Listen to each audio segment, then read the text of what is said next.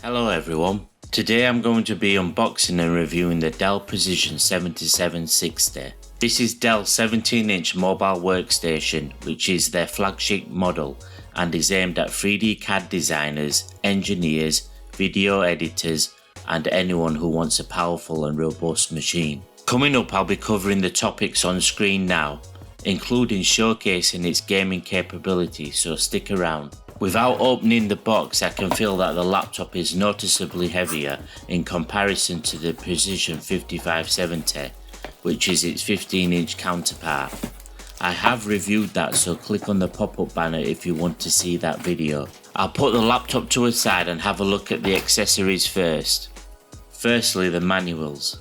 You have a UK 3-pin to kettle lead instead of the usual 3-prong connection, and a chunky 240 watt power adapter, which is expected given the power. Now let's take a closer look at the laptop. Immediately you notice the size. The laptop is big and somewhat heavy, but it is a mobile workstation, so that can be forgiven.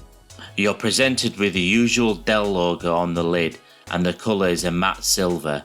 It's made from aluminium, so it does feel premium, as it should be in their flagship.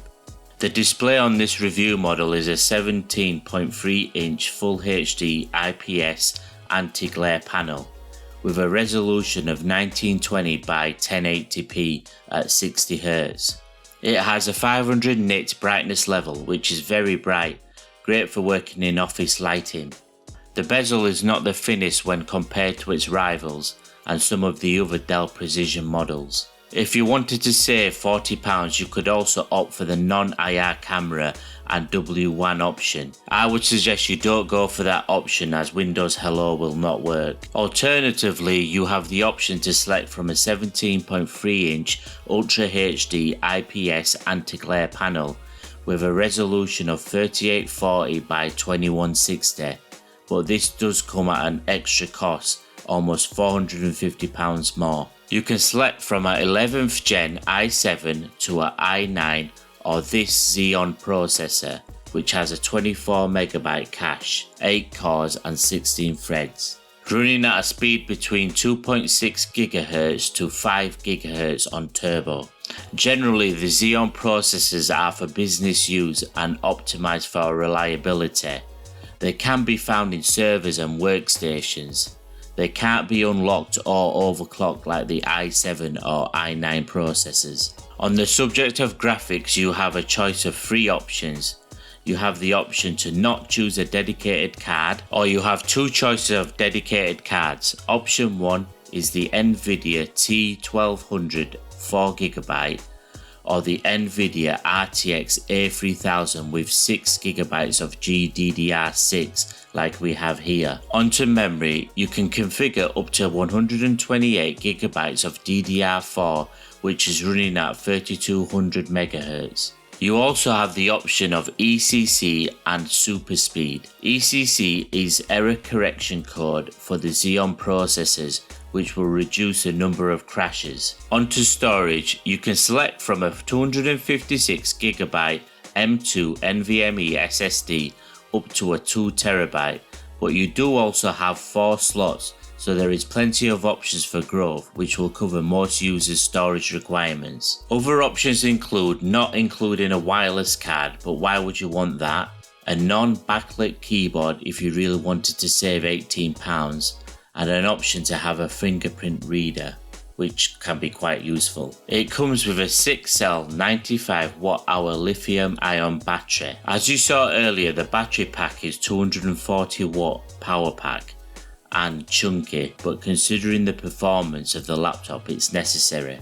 The battery supports express charge, so you can charge it from 0 to 80% in an hour, which can be very handy. If you're browsing or watching videos, you are likely to get around 7 hours on battery, but if you are doing heavy tasks such as CAD or FE, then that time will drastically reduce. The laptop weighs in at approximately 3,275 grams, which rounds up to around 3.3 kilograms and equates to about 7 pounds. This is not a lightweight laptop.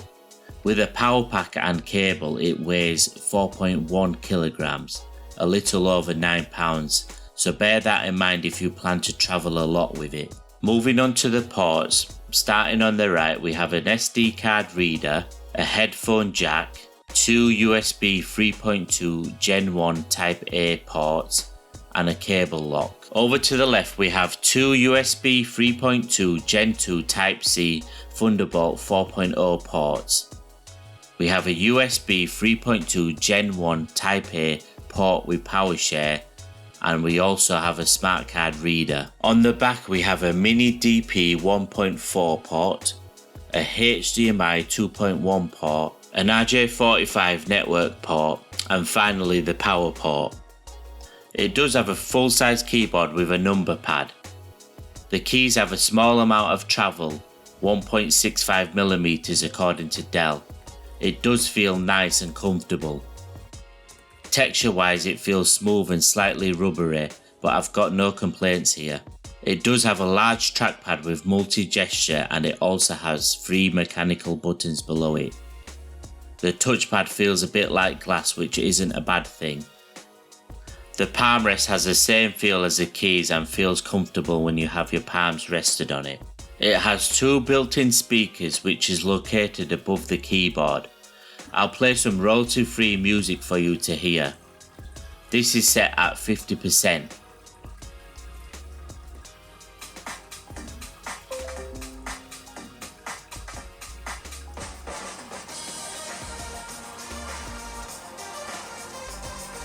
And now 100%.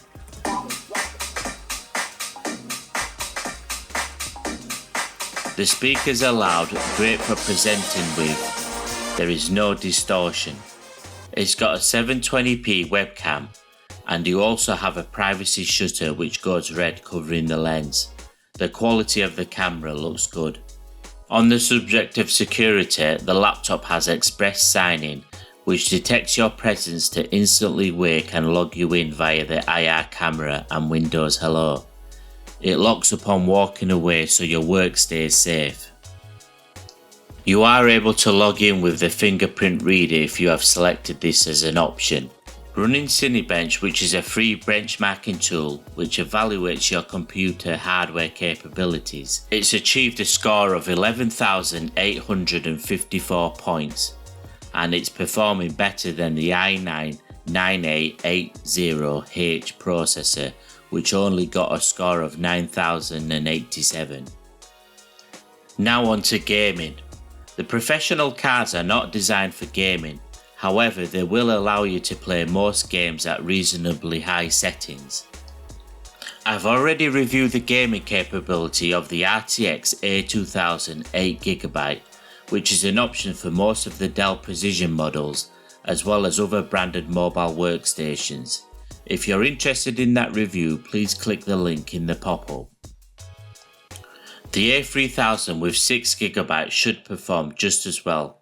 Although it has less memory compared to the A2000, it's optimized in other areas so should perform much better. As you can see, Forza Horizon 5 is getting 60 frames per second on ultra settings. CPU utilization is 25% to 35%. GPU utilization is around 70%. The graphics look great with these settings.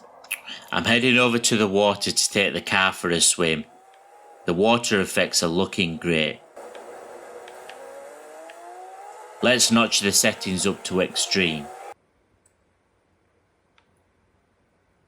Frames per second has dropped to around 48 and into the mid 50s.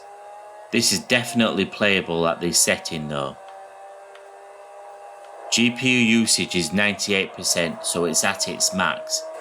Temperature is around 68 Celsius, so well within normal temperature. I couldn't run extreme with the A2000 in the 5570, so the additional oomph from the A3000 is helping here. Now on to Call of Duty Warzone, and we are getting 60 frames per second. The graphics is set to best quality here. The processor is around 30% utilization, and the GPU usage is up at 97% utilization. The GPU temperature is around 74 Celsius. The game is running very smooth and looks great. Having tested these two games, you'll have no problem with the latest games on this GPU. So what's the final verdict? Should you avoid it, shortlist it, or should you go ahead and buy it? I would shortlist it. The model is becoming end of life, and although it is still available in the UK, the option to buy it is not available on the US website. Now onto the cost. Currently the spec I have here is showing over £4,000 on the UK website, which is a lot of money. However, I picked this laptop up for a bargain price of £1,915, and that was direct from Dell. Fortunately, I am a business customer and got a great price with it being end of life. My advice to the normal consumer is keep an eye out on the Dell outlet store or even consider second-hand options. The replacement 7770 or 7780 do not have the option of the Xeon processor. For those of you who are set on spending 4K plus, then the 7770 or 7780 has a 12th or 13th gen processor depending on which one you buy. Other additions are it's got an extra USB-C port, the webcam is full HD, you do have more options for graphics, however you are limited to only one option for an additional hard drive, whereas you have 4 in the 7760. You have to ask yourself, are they worth the extra 2K though? If you are not specifically looking for a 17-inch screen size, then another alternative to this is the Precision 5570, which I have mentioned earlier. It's much more sleek and lighter and is more than capable. Again, click the pop-up banner if you want to watch that review. If you are buying any of the 7700 series, then please check out my review of the WD22TB4 Thunderbolt dock, which is compatible with these models and many more including non-Dell machines. It also supports 2 4K screens on Macs.